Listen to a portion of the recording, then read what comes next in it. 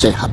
Kalaupun dibilang entah bermacam ragam ini barang bukti, itu tidak menjadi peduli bagi kami. Itu ya. Jadi kondisi fisik itu yang Anda lihat dari CCTV. Ya. Tapi juga ada pertanyaan, tidak ada fakta persidangan atau alat bukti yang menunjukkan Mirna lah yang memasukkan gelas racun itu ke gelas. Sangat. Sorry, Jessica lah yang memasukkan racun cyanida ke gelas Mirna.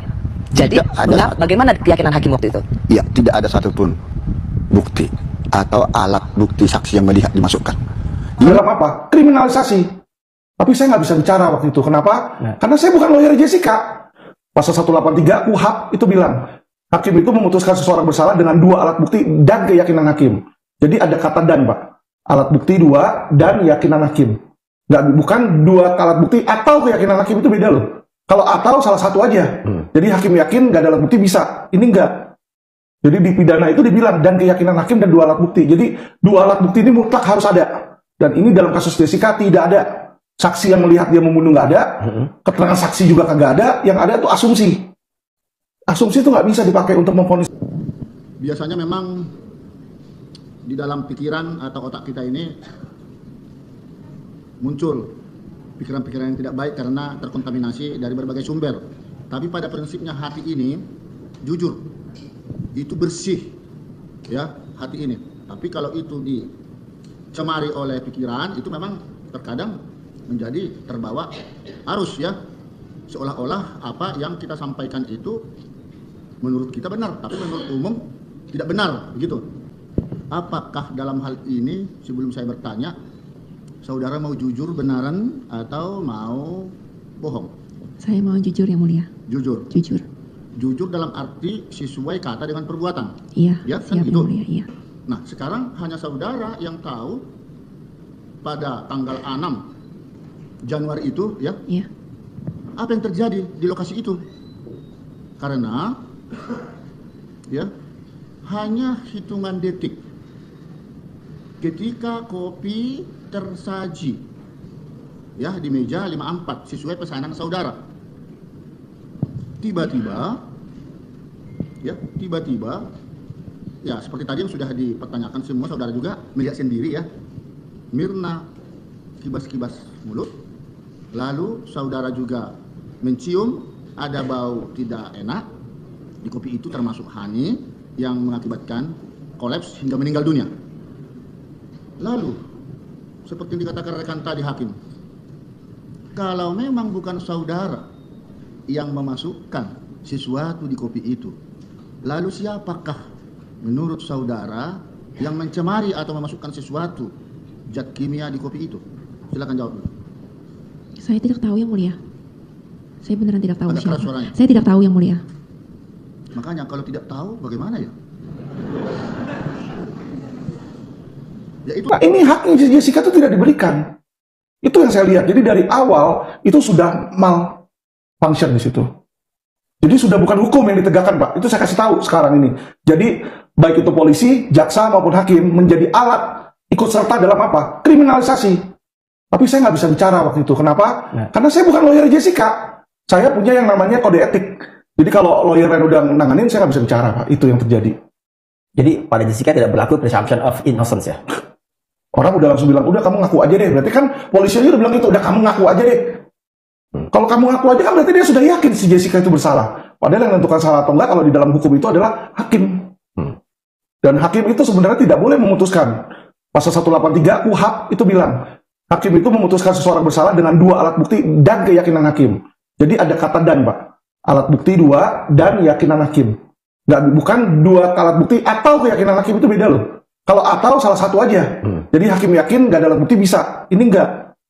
Jadi di pidana itu dibilang dan keyakinan hakim dan 2 alat bukti. Jadi 2 alat bukti ini mutlak harus ada. Dan ini dalam kasus Jessica tidak ada. Saksi yang melihat dia membunuh nggak ada. Keterangan saksi juga kagak ada. Yang ada itu asumsi. Asumsi itu nggak bisa dipakai untuk memvonis seseorang. Kalau waktu itu jaksa nggak salah, ingat saya ya, itu memakai circumstantial evidence, bukti-bukti tidak langsung. Tidak sahkah itu?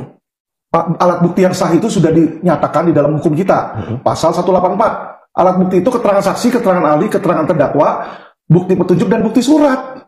Jadi kalau circumstantial evidence itu bukan 1 dari 5 ini.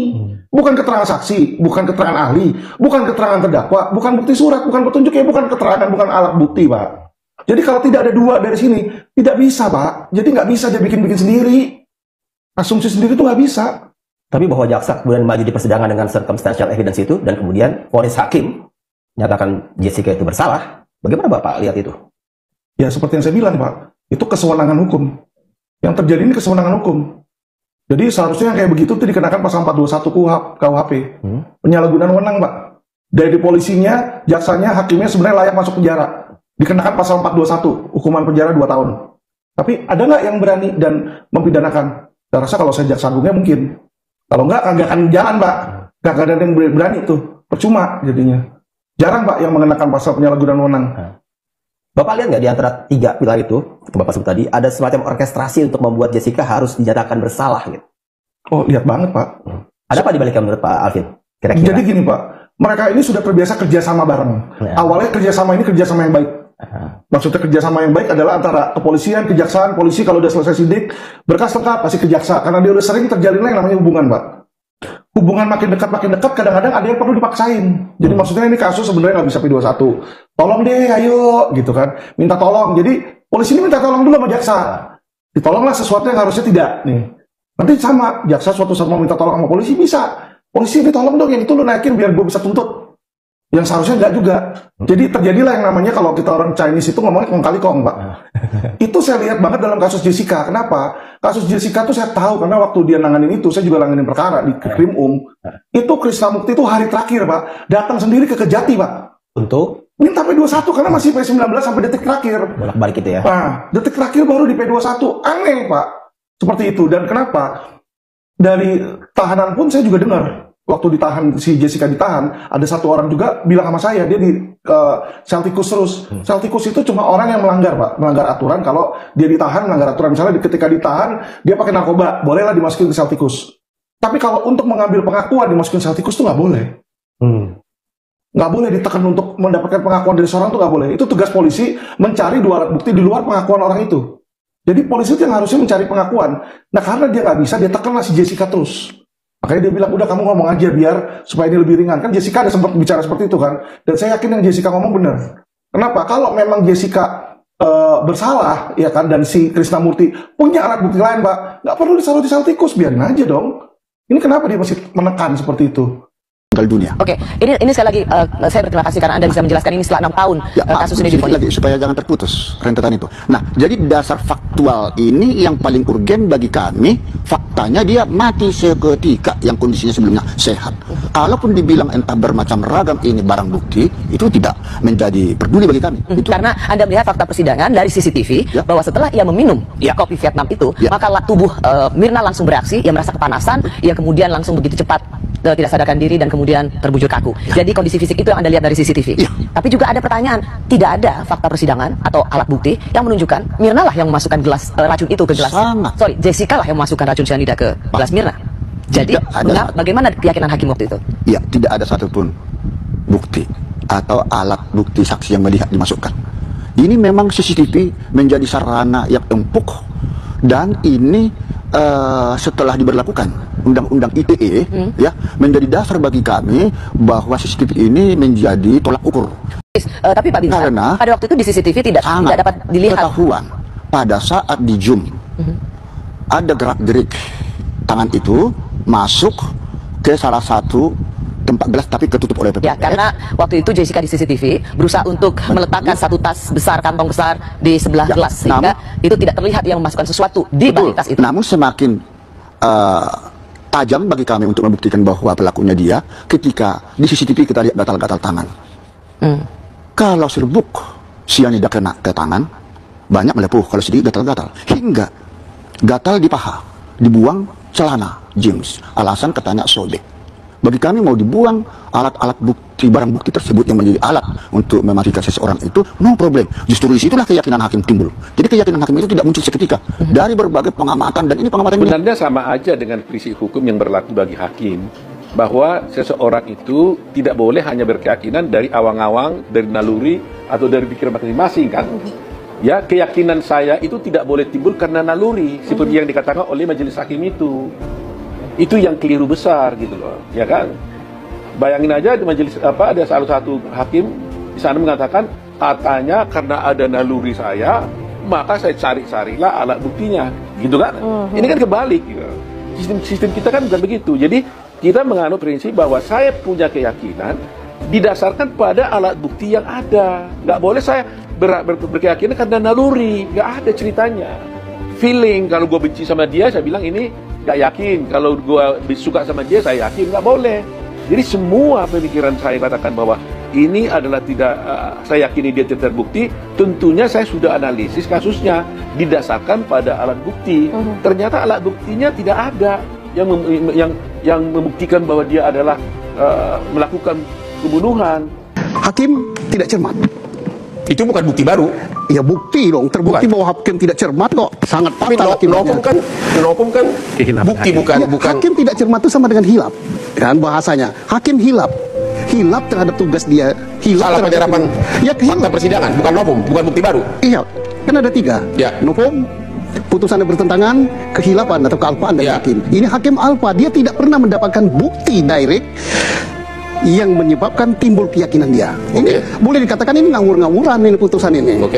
Nah, siapa yang bisa bertanggung jawab bahwa Jessica betul yang memasukkan itu? Jadi Anda mengatakan salah penyerapan timbul fakta persidangan.